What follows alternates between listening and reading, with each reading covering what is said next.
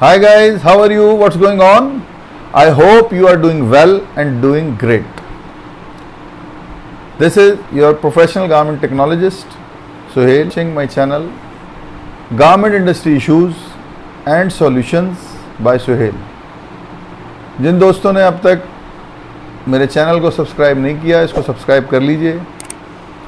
आइंदा आने वाली वीडियोस में बहुत इंटरेस्टिंग इन्फॉर्मेशन आने वाली हैं जो आप तमाम लोगों को बहुत ज़्यादा बेहतरीन काम करने का मौका फराहम करेंगे, आप लोगों के लिए इंटरेस्टिंग होंगी और ऐसे प्रैक्टिकल्स और ऐसे एक्सपेरिमेंट्स में आपके साथ शेयर करूंगा कि आपको उन एक्सपेरिमेंट्स को इस्तेमाल करते हुए अपने काम में बहुत खूबसूरती और प्रोफेशनल बेहतरी पैदा करने का बहुत अच्छा मौका मिलेगा। तो सब्सक्राइब कर लीजिए, बेल के आइकन को क्लिक कर दीजिए और कमेंट सेक्शन में इस वीडियो से मुतालिक और किसी भी वीडियो से मुतालिक ज़रूर अपने कमेंट शेयर करें। मैं आपके सवालात का मुकम्मल तौर पर तफसीली जवाब देने की कोशिश करूँगा और इंशाअल्लाह आप मेरे तजर्बे से वो फ़ायदा हासिल कर सकेंगे जिसकी वजह से मैंने ये चैनल बनाया है। तो दोस्तों, पिछली बार हमने 5-6 सेक्शंस के अंदर 5-6 वीडियोज़ के अंदर फैब्रिकेशन के ऊपर बात की। अब हम अगले डिपार्टमेंट की तरफ आते हैं और वो है सैम्पलिंग डिपार्टमेंट। सैम्पलिंग डिपार्टमेंट किसी भी फैक्ट्री के लिए एक दिल की हैसियत रखता है। अगर दिल ठीक है तो पूरा जिस्म ठीक है, जिस तरह से दिल ठीक है तो पूरा जिस्म ठीक है, ठीक इसी तरह अगर सैम्पलिंग डिपार्टमेंट ठीक है तो आप यूँ समझ लेंगे पूरी फैक्ट्री के तमाम मामला ठीक हैं। अब इसकी बुनियादी टिप्स बहुत सारी हैं, इसके लिए हमें सैम्पलिंग के लिए भी बहुत सारी वीडियोस बनानी पड़ेंगी।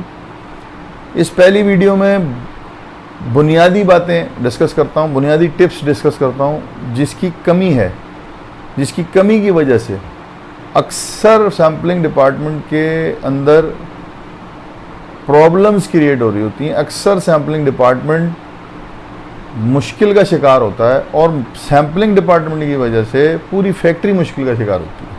मैं उन टिप्स के बारे में सबसे पहले डिस्कस करना चाहता हूँ। तो सबसे पहले चीज़, सैम्पलिंग डिपार्टमेंट फैक्ट्री का हिस्सा होता है, ये सबसे पहला पॉइंट है। फैक्ट्री के अंदर प्रोडक्शन पॉइंट ऑफ व्यू से सोच का डेवलप होना एक फितरी सी बात है और अगर वो सोच नहीं होगी तो ऑन टाइम डिलीवरी करना मुश्किल हो जाएगा। शिपमेंट्स एयर होंगी, शिपमेंट्स डिले होंगी, उनके ऊपर डिस्काउंट्स लगेंगे और ये तमाम चीज़ें जो हैं वो कोई भी फैक्ट्री बर्दाश्त नहीं कर सकती या कोई भी फैक्ट्री इसको पसंद नहीं करती। डेफिनेटली फैक्ट्री जिसने भी लगाई है उसने प्रॉफिट के लिए लगाई है और ये एयर होना शिपमेंट का या डिस्काउंट लगना डिले की वजह से ये एक सबसे बड़ी तकलीफ़ की बात है। तो production point of view factory के अंदर होना लाजिम मलजूम है। अगर वो नहीं होगा तो ऑन टाइम डिलीवरी नहीं होगी। अब मामला यह है कि फैक्ट्री का प्रोडक्शन पॉइंट ऑफ व्यू से तमाम लोगों का काम करना ये ज़रूरी है और इंतहाई ज़रूरी है, लेकिन जो सैम्पलिंग डिपार्टमेंट है उस सैम्पलिंग डिपार्टमेंट को प्रोडक्शन पॉइंट ऑफ व्यू से चलाना ये सबसे ज़्यादा नुकसान का बाइस होता है। वजह, जितने भी कस्टमर्स हैं, जो कस्टमर के टेक्नीशियंस, टेक्निकल टीम्स जो फिट सेशंस कर रहे होते हैं, चाहे वो फिट सैंपल को चेक करें, चाहे वो पीपी को चेक करें, चाहे वो शिपमेंट सैंपल चेक करें, उन लोगों का पॉइंट ऑफ व्यू बिल्कुल क्लियर होता है और वो डॉट पे डॉट चाहते हैं। It means sample must be perfect. अगर आपने सैंपल्स को परफेक्ट बनाना है तो सबसे पहले सैंपल डिपार्टमेंट की प्रोडक्टिविटी की सोच को छोड़ना पड़ेगा। ये सबसे बड़ा फ्लॉ होता है हर फैक्ट्री के अंदर कि सैंपल डिपार्टमेंट को भी प्रोडक्शन पॉइंट ऑफ व्यू से ड्रैग किया जाता है, प्रोडक्शन पॉइंट ऑफ व्यू से उनको पुश किया जाता है। जब सैंपल डिपार्टमेंट की मेंटालिटी प्रोडक्शन माइंडेड हो जाती है, जब वो प्रोडक्शन फ्लो के साथ बहने लगते हैं, तो क्या होता है कि सैंपल डिपार्टमेंट के सैंपल्स में भी बड़े बड़े ब्लंडर्स पैदा हो जाते हैं। उन ब्लंडर्स की वजह से हमारे सैंपल्स रिजेक्ट होते हैं, और वो रिजेक्शन आपके तमाम मसाइल का जड़ है। आपके पास फैब्रिक घर में आ जाता है पीपी सैंपल के स्टेज पे, या फिट सैंपल से समझें। सबसे पहले फिट सैंपल या प्रोटो सैंपल है, उस सैंपल के अंदर अगर आपने फेलियर फेस किया, इट मीन्स आपका अगला स्टेप पीपी सैंपल वाला वो डिले हो जाएगा। जब वो डिले होगा तो आप पीपी सैंपल डिले बनाएंगे, डेफिनेटली पीपी सैंपल की अप्रूवल लेट आएगी, आपको अर्ली कटिंग करनी पड़ जाएगी। जब आप अर्ली कटिंग करेंगे तो फिर अर्ली कटिंग का मतलब आप वहाँ रिस्क लेने जाएंगे, पीपी कमेंट के बगैर कटिंग करने की कोशिश करेंगे। अगर ये नहीं करेंगे तो डिलीवरी डेट निकल जाएगी।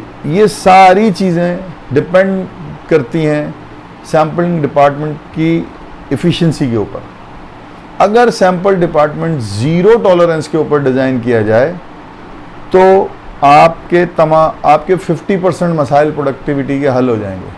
आपका लीड टाइम आपको पूरा मिलेगा, सैंपल परफेक्ट होगा, कस्टमर आपका सेटिस्फाई होगा। सैंपल परफेक्ट होगा, PP sample one shot approve हो जाएगा। सैंपल परफेक्ट होगा, shipment sample one shot approve हो जाएगा। सारी चीज़ें वन शॉट अप्रूव होने का मतलब every plan what you have done already, सारे प्लान अपने अपनी जगह तक पे अपने अपने टाइम पे पूरे होते चले जाएंगे, और आप हमेशा एक बेहतरीन शिपमेंट वन गो में और डिलीवरी टाइम से पहले या डिलीवरी टाइम तक आप शिप कर पाएंगे विद बेस्ट क्वालिटी। क्योंकि जब भी आपका लीड टाइम, प्रोडक्शन का लीड टाइम शॉर्ट होगा, क्वालिटी डेफिनेटली इफेक्ट करेगी। तो जब क्वालिटी इफेक्ट करेगी तो आप क्वालिटी के इश्यूज में फंस जाएंगे आखिर में आगे। किस्सा मुख्तसर, तमाम चीज़ें अपनी अपनी जगह प्रोडक्शन फ्लो के मुताबिक चलती रहेंगी, क्योंकि इन फैब्रिकेशन, सोइंग, फिनिशिंग, पैकिंग, हर चीज़ का अपने प्रोडक्शन फ्लो के मुताबिक चलना इसलिए ज़रूरी है कि आपने ऑन टाइम डिलीवरी करनी है। लेकिन कीप इन योर माइंड, चाहे वो कंपोजिट यूनिट हो, चाहे वो कमर्शियल डाइंग और निटिंग कराने वाली फैक्ट्रीज हों, तमाम के तमाम लोगों को अपनी सैम्पलिंग को एक आईसीयू वार्ड बनाना पड़ेगा। उनके लिए जितनी भी आपकी सैम्पलिंग है, आपको प्लान का आपको पता होना चाहिए। ये सैम्पलिंग डिपार्टमेंट का मास्टर नहीं कर सकता सिर्फ। वैसे मैं इस वीडियो के अंदर पर्टिकुलरली सैम्पलिंग मास्टर्स से मुखातिब हूँ, और मैं सैम्पलिंग मास्टर्स को कुछ टिप देना चाहता हूँ। लेकिन उसके साथ साथ मैं फैक्ट्री की मैनेजमेंट जो सैम्पलिंग डिपार्टमेंट से डायरेक्टली रिलेटेड है, अगर वो कंपोजिट यूनिट है तो मैनेजमेंट रिलेटेड होगी, मर्चेंट्स रिलेटेड होंगे, और अगर वो छोटा यूनिट है तो जीएम लेवल का बंदा, या फिर हो सकता है डायरेक्टर लेवल के लोग डायरेक्टली इन्वॉल्व हों सैम्पलिंग के साथ। जो लोग सैम्पलिंग डिपार्टमेंट से डायरेक्टली कोऑर्डिनेट कर रहे हैं, उन तमाम लोगों के लिए भी इसमें टिप्स मौजूद हैं। सबसे पहली चीज़, आप अपने सैम्पलिंग डिपार्टमेंट की मशीनरी, आपका मैन पावर और आपके इक्विपमेंट्स, वो आप वेल मेंटेन करें। उनकी तादाद उतनी रखें जितनी आपके पास सैम्पलिंग का प्रेशर है। This is very clear understanding.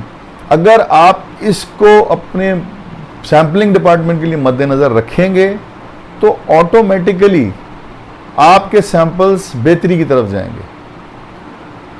Man power, machinery, equipment पूरे रखें।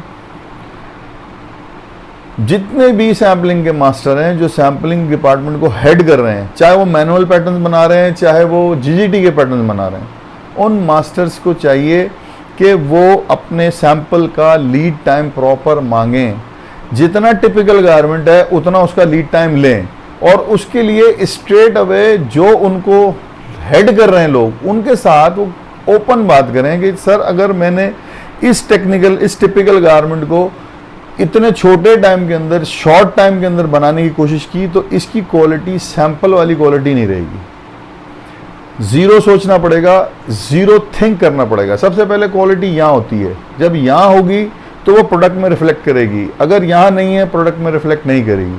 तमाम सैम्पल मास्टर्स के साथ मैं रिक्वेस्ट करता हूँ कि अपनी सोच को मॉडिफाई करने की कोशिश करें। ये मॉडिफिकेशन का दौर है और सैम्पलिंग डिपार्टमेंट का हर सैंपल हमारे फैक्ट्री का ही नहीं, हमारे मुल्क का भी रिप्रेजेंटेटिव होता है। वो हमारे फैक्ट्री की इज़्ज़त का सवाल भी है, बाइंग हाउस की इज़्ज़त का सवाल भी है और हमारे मुल्क की इज़्ज़त का सवाल भी है। मेरा पैगाम मोहब्बत है, जहाँ तक पहुँचे। Thank you.